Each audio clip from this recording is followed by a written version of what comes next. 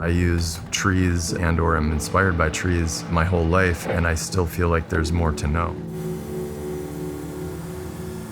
Your use of what material you choose as an artist, for me anyway, has always been tied together. And I think the same is true as a distiller. It's using these very simple elements and trying to make something elegant and trying to elevate it and celebrate it. We settled on the final design in 2017, started to break ground. I'm in my element here because I'm surrounded by old timbers and history, and I'm using materials directly from trees.